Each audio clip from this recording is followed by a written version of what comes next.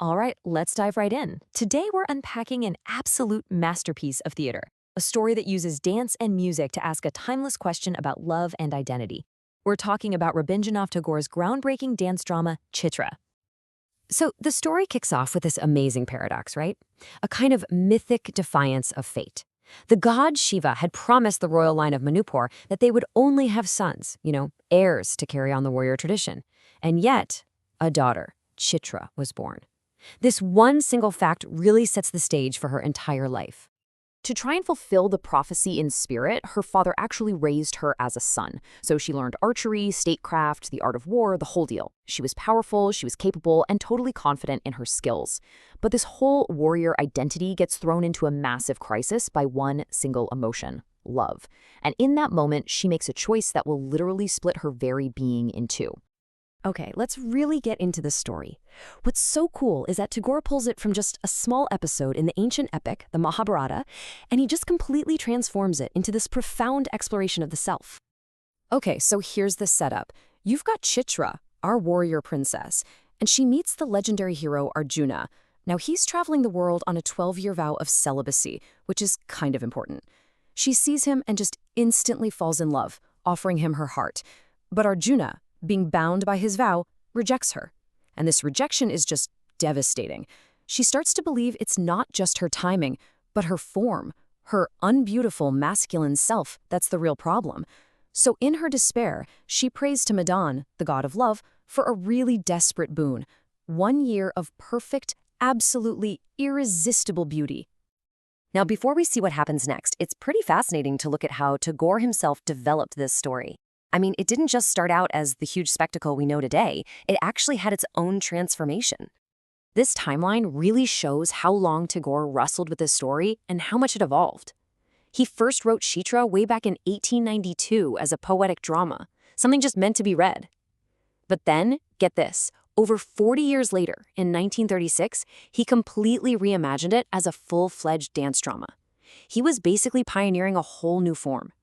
And he kept refining it, even adding the powerful Kathakali dance style for Arjuna's character in 1939, just to give him more of that masculine energy on stage. And you gotta understand, this wasn't just some small tweak.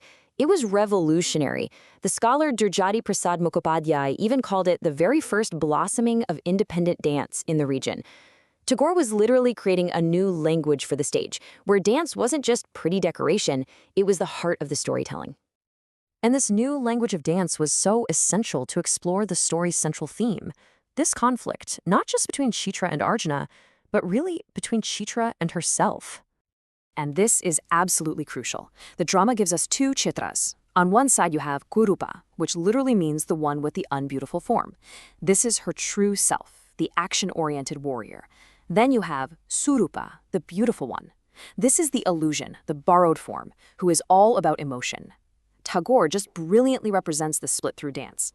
The warrior's strength is shown through these powerful styles like Kathakali, while the illusion's grace comes through in the fluid, poetic movements of Manipuri dance. And that's the key right there. The choreography isn't just accompanying the story, it is the story. The clash of these different dance styles on stage is a visual representation of the war that's raging inside Chitra's soul. And this chart just brilliantly illustrates Tagore's genius as a synthesizer. See, he didn't just pick one style.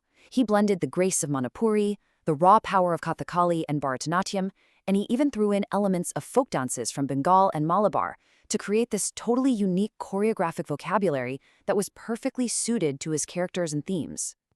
Now, just as important as the movement was the sound. Tagore used music with just incredible precision to control the entire emotional flow of the drama. A key concept you need to know here is laya, which is basically the tempo of the music. But for Tagore, laya wasn't just about speed. It was the story's actual heartbeat. By changing the laya, he could instantly shift the mood from, say, enchantment to turmoil to just deep, deep sorrow. And you can really see how this builds across the story. When the beautiful Chitra first appears, the music is at this medium tempo, all magical and enchanting. But when Arjuna's resolve starts to crumble, the tempo speeds up, becoming fast and chaotic to reflect his inner turmoil. And then later, when Chitra's in despair, feeling totally trapped by her own beauty, The music slows to a crawl, just heavy with sorrow. The tempo is telling the emotional story for us. And get this, Tagore even used rhythm to create conflict. It's genius, really. He would place an 8-beat rhythm, kaharba, right next to a 7-beat rhythm, taura. Now, musically, those two patterns just don't fit together perfectly. They clash.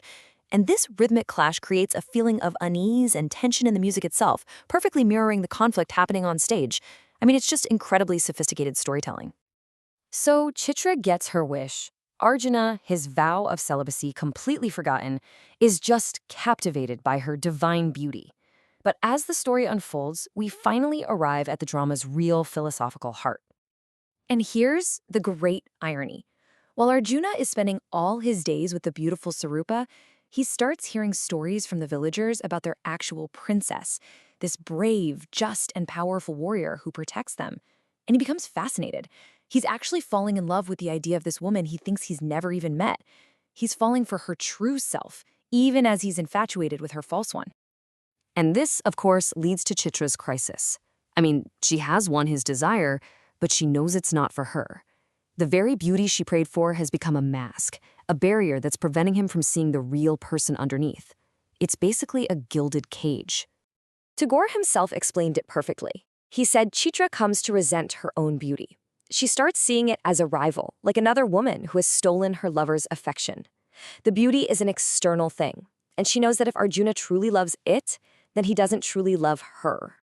And all of this leads to the climax. Before her year is even up, Chitra just can't bear the lie any longer. She rejects the boon, she gives back the beauty, and she reveals her true self to Arjuna, the warrior princess that he rejected at the very beginning.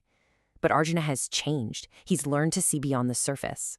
He finally sees her, the complete person, and he declares that this, her true self, is who he truly loves.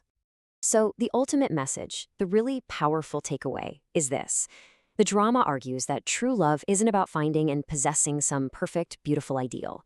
It's about the much harder, but much more rewarding journey of seeing and accepting the complete, complex, and sometimes imperfect truth of another person. Which, of course, leaves us with a final question that feels more relevant today than ever before.